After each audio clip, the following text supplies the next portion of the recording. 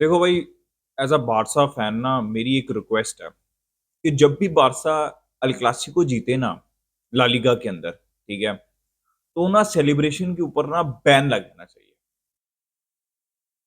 हम अल क्लासिको ऐसे सेलिब्रेट करते हैं जैसे कोई चैंपियंस लीग जीत ली हमने, या फिर ला लीगा का मैच, ला लीगा जीत ली हमने, ये मैच जीत के। क्योंकि जब से अल क्लासिको हुआ है और जब अल क्लासिको हुआ था और इतनी सेलिब्रेशन चल रही थी, और मतलब ये मैं पहली दफा नहीं देख रहा, ये मैंने 4-5 साल में बहुत दफा, मतलब पहले क्या होता था, हम सेलिब्रेट करते थे एंड पे ला लीगा या चैंपियंस लीग जीत भी जाते थे, कम से कम ला लीगा तो जीत ही जाते थे।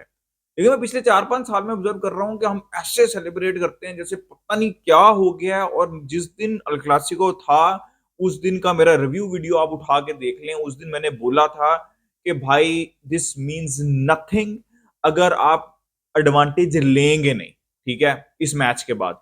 और बारसा ने बिल्कुल भी एडवांटेज नहीं लिया।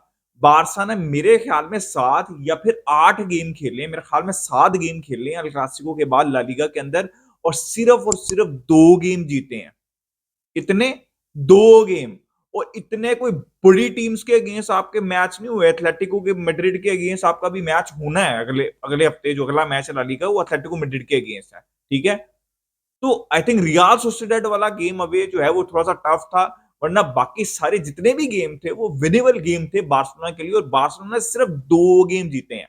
अब बारसा ला लीगा के टॉप के ऊपर है, लेकिन अभी गेम इन हैंड है एथलेटिको मैड्रिड के पास, जिनके इक्वल पॉइंट्स, और आपने एथलेटिको मैड्रिड को अब हराना ही हराना है, ठीक है, आप समझ रहे हैं, उनका गेम इन हैंड है।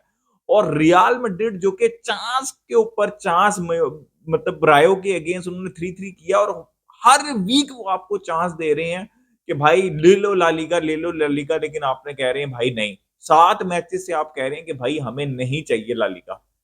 भाई लोग अभी इस बात को समझ नहीं रहे, क्योंकि शायद बारसा को 10 पॉइंट्स अहेड नहीं थी, और बारसा ने वो लीड जो है वो, मतलब बॉटल अगर करती होती तो हम बॉटल जॉब बोल रहे होते, बट ये बहुत बड़ी बॉटल जॉब है, क्योंकि बारसा का कोई बहुत बड़ी इंजरी प्रॉब्लम्स नहीं है जो रियल मैड्रिड को चल रही हैं इस पॉइंट ऑफ टाइम पे। और रियल मैड्रिड चैंपियंस लीग में भी स्ट्रगल कर रही है, उनको वहां पे भी प्लेयर खिलाने पड़ते हैं। यार दिस इज शॉकिंग। और एथलेटिको मैड्रिड, भाई रियल मैड्रिड और बार्सिलोना आपस में लड़ते रह जाएंगे, और एथलेटिको मैड्रिड ना ला लीगा निकाल के ले जाए यार। यार बारसा लेगनेस के साथ होम के ऊपर हार गई यार, होम के ऊपर भाई।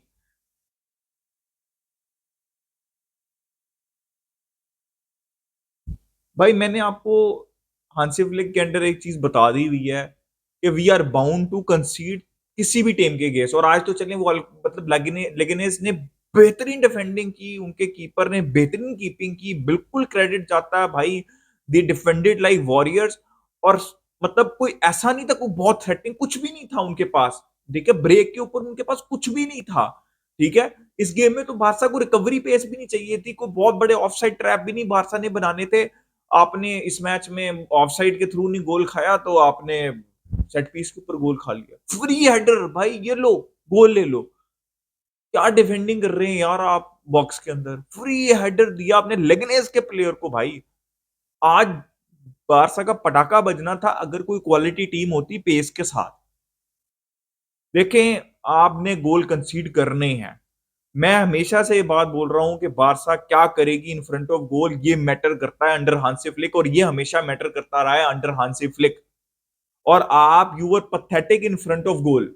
ओवरऑल गेम प्ले फिर अगेन मैं कहूंगा, देखिए मैंने रोनाल्ड कुमन के अंदर फुटबॉल देखी है, मैंने एर्नेस्टो वल्वर्डे के अंदर फुटबॉल देखी है, चावी के अंदर देखी है। आंखों से कभी कभी खून निकलने लग जाता था, लेकिन हांसी फ्लिक के अंडर फ्लो है आपका, ठीक है, फ्लो चल रहा है। आप फाइनल थर्ड के अंदर पहुंच रही हैं, और आपने फाइनल थर्ड के अंदर आज जो भगा है लेमनडॉस्की भाई, मेरे ख्याल में सीजन का, मैं बिल्कुल ये बात नहीं इस पॉइंट ऑफ टाइम पे कहूंगा कि बस उसको निकाल दो, बेच दो, ये कर दो, जैसे बहुत से बारसा फैंस इस पॉइंट ऑफ टाइम पे ये वाली डिस्कशन स्टार्ट कर देंगे। लेकिन भाई आपके वर्स्ट गेम था सीजन का अभी तक लेमनडॉस्की का। ना उनसे होल्ड अप हो पा रहा था, ना उनसे सिंपल पासिस हो पा रहे थे। गोल के सामने वो चांसेस मिस कर रहे हैं, पता नहीं कितने उन्होंने चांसेस, मेरे ख्याल में 5-6 चांसेस सिर्फ लेवेंडोस्की ने मिस किए हैं। कुंडे ने चांसेस मिस किए हैं, डेनी ओल्मो ने चांसेस मिस किए हैं, रफीनिया का वो पोस्ट के ऊपर हिट हो गया, बहुत अच्छा सेव था कीपर का, पता नहीं कितने चांसेस आपने जो है वो मिस किए आज की गेम में। भाई आप चांसेस नहीं लेंगे, आप लेगेनेस क्या, आप थर्ड डिवीजन की टीम के अगेंस्ट भी खेलेंगे ना, तो जिस तरह आप हाई रिस्क खेलते हैं, हाई लाइन खेलते हैं, you are bound to concede goal, ठीक है? तो आपको अपने चांसेस कन्वर्ट करने हैं भाई, मैं अब क्या बोलूँ? ऊपर से मुझे एक बात नहीं समझ लग रही, हांसी फ्लिक की मुझे आज सब्स्टिट्यूशन नहीं समझ लगी। ठीक है, डेनियल मो अच्छे नहीं खेल रहे थे, उनकी जगह फरमीन आने थे, बहुत अच्छी बात है, मैं 100% एग्री करता हूँ। फेरन पिछले मैच के अंदर आए और डॉर्टमुंड के अगेंस्ट उन्होंने मतलब 2 गोल स्कोर भी किए, सब्स्टिट्यूशन वर्क की। अब मुझे एक चीज़ थी कि डॉर्टमुंड ओपन ओपन गेम करती है, स्पेसेस रहती हैं, लेकिन इसने बिल्कुल ऐसे लो ब्लॉक के अंदर बैठे हुए थे और वो बिल्कुल मिडल से आपको नहीं आने दे रहे थे। और बारसा आखिरी 10 मिनट में भी सेकंड हाफ पूरे के अंदर क्रॉसेस के ऊपर थी, उनके सेंट्रली वो नहीं आने दे रहे थे। तो मुझे ये लॉजिक नहीं समझ लग रही, लेवेंडोस्की का गेम बहुत बुरा था। लेकिन कम से कम मतलब logically speaking Ferran Torres is not a player जो कि हेडर विन करेगा, ठीक है? जो कि क्रॉसेस के ऊपर आएगा, he is not that type of a player, ठीक है? तो आई नो लेवेंडोस्की ने कितने हेडर और कितने चांसेस मिस किए, but at least he was getting eight the end of that. तो अगर आपकी लॉजिक ये है कि आपने क्रॉसेस मारने हैं आखिरी के 20-25 मिनट में, तो फिर लेवेंडोस्की को अगर आप सब कर रहे हैं, तो फिर टारगेट मैन कौन है? ठीक है? या फिर तो आप इतनी क्वालिटी रखें, या फिर अपनी गेम पे बिलीव रखें कि भाई हमने नहीं क्रॉसेस करने, हमने ग्राउंड के ऊपर ही गेम खेलना और जहां पे क्रॉस बनता होगा वहां पे करेंगे।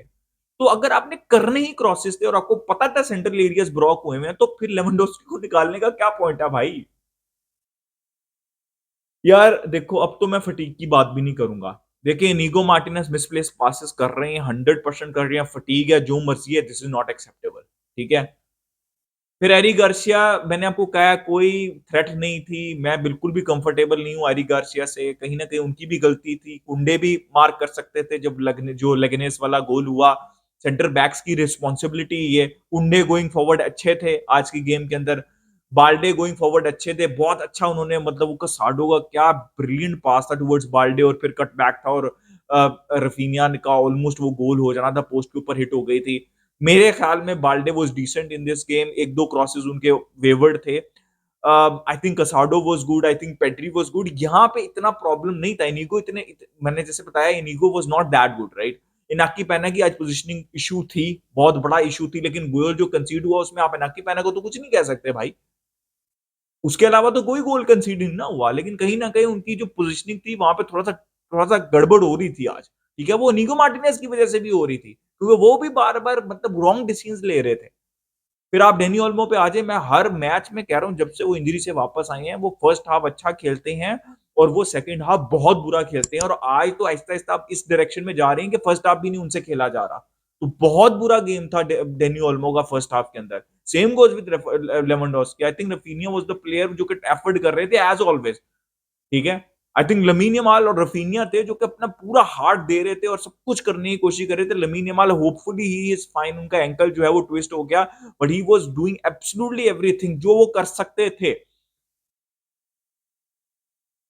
तो यार आपको चांसेस लेने हैं। अगर आपने क्रॉसेस मारने हैं तो आप लेवेंडोस्की को क्यों निकाल रहे हो? बेशक कितना बुरा तरीन गेम था उनका सीजन का, but logically does not make sense कि आप फेरन को वहां पे लाके, पाव विक्टर को लाके क्रॉसेस मार रहे हो। How will they be able to get at the end of it?